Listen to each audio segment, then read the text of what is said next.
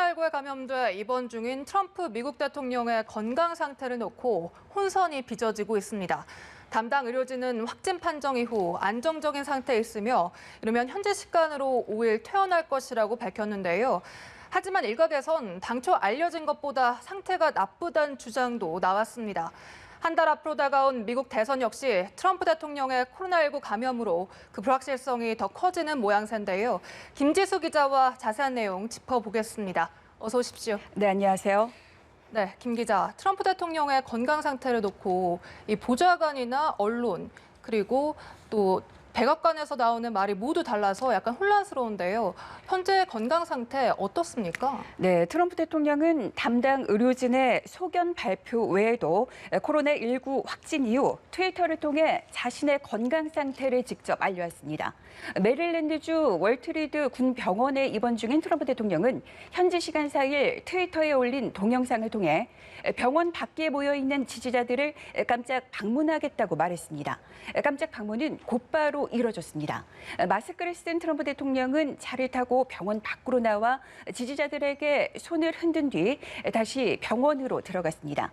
트럼프 대통령은 깜짝 방문 전에 트위터에 올린 별도 영상을 통해 자신의 상황에 대해서 매우 흥미로운 여행이었다. 코로나19에 대해 많이 배웠다고 말했습니다.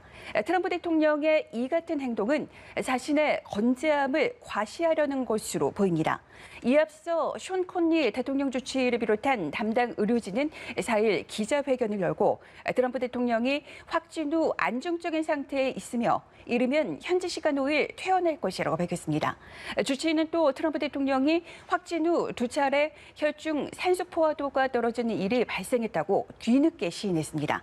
지난 2일 혈중 산소 포화도가 일시적으로 94% 밑으로 떨어졌으나 약 2리터의 산소를 공급받은 후 정상 범위인 95% 이상을 회복했다는 겁니다. 주치의는 3일에도 산소 포화도가 떨어져 산소가 필요한 이들을 위한 기본 치료제로 간주되는 스테로이드제인 덱사메타손을 복용했다고 말했습니다. 다만 의료진은 트럼프 대통령이 3일에도 산소를 공급받는지를 묻는 질문에는 즉답을 피했습니다. 네, 이렇게 담당 의료진의 소견 발표가 있었지만 방금 말씀하신 이 트럼프 대통령이 복용한 데사메타손이 트럼프 대통령의 건강이 알려진 것보다 좋지 않을 것으로 그 근거가 되고 있는데요. 이 약물이 어떤 약물입니까? 네, 맞습니다. 그 대통령 담당 의료진의 기자회견을 지켜본 전문가들은 트럼프 대통령이 스테로이드제의 일종인 염증 치료제인 덱사메타손을 복용했다는 점에 주목하고 있습니다. 덱사메타손은 지난 6월 영국 옥스퍼드대 연구팀의 시험 결과 코로나19 중환자의 사망률을 상당히 낮추는 것으로 확인돼 주목받은 치료제입니다. 산소호흡기에 의존하는 환자의 경우 35%, 트럼프 대통령처럼 산소 보충 치료를 받는 환자의 경우 20%의 사망률이 낮아진다는 겁니다. 한마디로 덱사메타손은 효과가 좋지만 인체 면역을 억제하는 부작용도 나타날 수 있다는 겁니다. 네. 마치 양날의 칼과 같아 권위 있는 의료기관에서는 경증 환자에게 복용을 권하지 않는다는 게 의료계의 중론입니다. 세계보건기구 WHO는 중태이거나 심각한 코로나19 환자에게만 이 치료제를 투여한다며 심각하지 않은 환자 치료에는 효과가 없거나 심지어 해로울 수 있기 때문이라고 밝혔습니다. 따라서 트럼프 대통령에게 이 치료제를 쓴 건 그만큼 상태가 가볍지 않다는 점을 시사한다고 미 언론들은 분석했습니다. 트럼프 대통령이 폐렴 증상을 보였을 것이라는 관측도 제기됐습니다. 전문가들 사이에서는 덱사메타손 투여는 트럼프 대통령이 바이러스로 인해 폐가 상당히 영향을 받았다는 사실을 보여준다는 이런 이야기도 나오고 있습니다. 네. 그런데 이 덱사메타손뿐만 아니라 트럼프 대통령이 투여받은 이 렘데시비르 역시 보통 중증 환자에 쓰여지는 약물로 알려졌잖아요. 네, 맞습니다. 지금 정확한 지적을 해주셨는데요. 미 국립의료원은 렘데시비르를 산소 보충을 해야 하는 코로나19 입원 환자에게 우선시할 것을 권고한다고 밝혔습니다.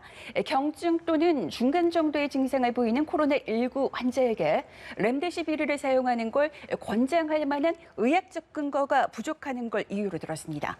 미 제약사 길리어드 사이언스가 개발한 렘데시비르는 지난 5월에 미 식품의약국으로부터 코로나19 치료제로 긴급 승인을 받았습니다. 이후 중증 환자 치료에 주로 사용되고 있습니다. 트럼프 대통령은 퇴원하더라도 이후 상태를 100% 낙관하기 어렵다는 지적도 나오고 있습니다. 코로나19에 감염된 지 7일이나 10일이 지난 후에 상태가 악화하는 게 일반적이기 때문입니다. 코로나19 감염자는 급격하게 상태가 달라질 수 있다는 얘기입니다. 네, 이렇게 건강 상태에 대한 논란이 이어지면서 트럼프 대통령이 또 돌발 행동을 했습니다. 병원 밖에 있는 지지자들에게 깜짝 외출을 한 건데 이를 두고도 또 방역 수칙을 어긴 것 아니냐 이런 비판이 나오고 있죠. 네, 맞습니다. 그래서 논란이 커지고 있는 그런 상황인데요. 트럼프 대통령이 병원 밖 지지자들에게 인사하기 위해서 잠시 깜짝 외출을 한 건 확진자의 격리 준수 사항을 어긴 데다 동승한 경호원들을 감염 위험에 빠뜨렸다는 비난을 피할 수 없어 보입니다. 확진자들은 전파를 막기 위해 14일간 격리되는데 트럼프 대통령은 이를 지키지 않았을 뿐만 아니라 아직 전염력을 가지고 있을 그런 가능성이 크다는 이유에서입니다. 특히 차량에 함께 탄 경호원들의 생명을 위협한 행위라는 비판이 거셉니다. 경호원 2명은 마스크를 착용하고 있었습니다. 백악관은 경호원들을 위해 어떤 예방 조처를 했는지 구체적으로 설명을 하지 않은 것으로 전해졌습니다. 네, 미국 대선 관련 얘기도 좀 해봐야겠습니다. 트럼프 대통령의 건강 상태 가장 큰 변수로 떠올랐는데요. 이 확진 후에 트럼프 대통령과 바이든 후보 간의 지지율 격차 어떻게 나오고 있습니까? 네, 가장 최근 조사 결과를 살펴보면요. 트럼프 대통령이 확진 판정을 받은 뒤 조 바이든 민주당 대선 후보와의 지지율 격차가 10%포인트까지 벌어진 것으로 조사됐습니다. 로이터가 여론조사 기관 입소스와 함께 지난 2일과 3일 전국 1,000여 명을 대상으로 조사한 결과 바이든 후보가 51%의 지지율을 기록해 41%를 기록한 트럼프 대통령을 10%포인트 차이로 앞섰습니다. 두 후보의 격차는 최근 수주 동안 실시된 여론조사 결과들과 비교하면 약 1에서 2%포인트 더 벌어진 겁니다. 대선이 한 달 남은 상황에서 바이든 후보는 초반의 우세를 계속 지켜가고 있습니다. 하지만 대통령에 당선되려면 여러 경합주에서 확실히 우위를 점해야 하는데 격전주로 분류되는 여러 주에서 양측이 여전히 우열을 가리기 힘든 상황이라고 로이터 통신은 분석했습니다. 네, 마지막으로 이제 이 트럼프 대통령의 상황이 좀 더 악화가 돼서 병고가 생기는 상황도 좀 살펴보겠습니다. 여러 가지 시나리오가 있을 텐데요. 어떤 상황들을 좀 가정해 볼 수 있을까요? 네, AP통신이 다음 달 3일 예정인 대선 전이나 대선 승리 후보에게 큰 문제가 생길 경우 어떤 일이 벌어질지 상황을 가정해서 상세히 소개했습니다. 어디까지나 가정이라는 점을 다시 한번 시청자분들께 말씀드리겠습니다. 네. 첫 번째로 해볼 수 있는 가정은 대선 전에 후보가 사망하는 경우입니다. 미 연방법은 11월 첫 주 화요일을 대통령 선거일로 규정하며 올해는 그날이 11월 3일입니다. 의회가 선거일을 바꿀 수 있지만 선거 연기 가능성은 없다는 게 전문가들의 지적입니다. 민주당의 다수인 하원이 선거를 연기할 가능성이 없기 때문입니다. 전문가들은 각 정당이 후보를 교체할 수는 있지만 트럼프와 바이든 두 후보 중에 대통령을 뽑는 선거는 계속될 것으로 예상하고 있습니다. 두 번째는 당선 확실 후보가 대선 이후 사망할 경우를 가정해 보겠습니다. 네. 11월 3일 선거인단을 뽑는 투표가 마무리된 이후 당선이 확실시된 후보가 사망할 경우 어떤 당의 후보가 당선될지 알 수 없는 상황이 생깁니다. 정당은 교체할 후보를 정하지만 새 후보가 사망한 후보만큼 또는 그 이상의 지지를 확보한다는 보장이 없는 데다 주마다 선거인단 그 투표 규정도 다르기 때문입니다. 마지막 세 번째로 해볼 수 있는 가정은 의회의 당선인 선언 전 당선 확실 후보가 사망할 경우입니다.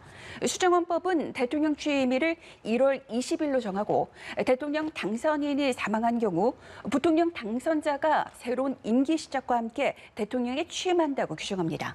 만약 의회가 1월 6일 당선인이 누구인지 선언하기 전에 당선 확실 후보가 사망한다면 사망한 후보를 지지한 선거인단 투표를 어떻게 처리할지 방법을 찾아야 합니다. 전문가들은 선거인단 투표만 마치면 대통령 당선인 신분이 되는지 아니면 의회 승인을 거쳐야 당선인이 되는지 법적으로 불명확해 논쟁의 여지가 남아있다고 지적했습니다. 네, 꽤 복잡하네요. 어디까지나 가정이니까요. 트럼프 대통령의 맞습니다. 빠른 쾌유를 빌겠습니다. 김지수 기자와 함께했습니다. 고맙습니다.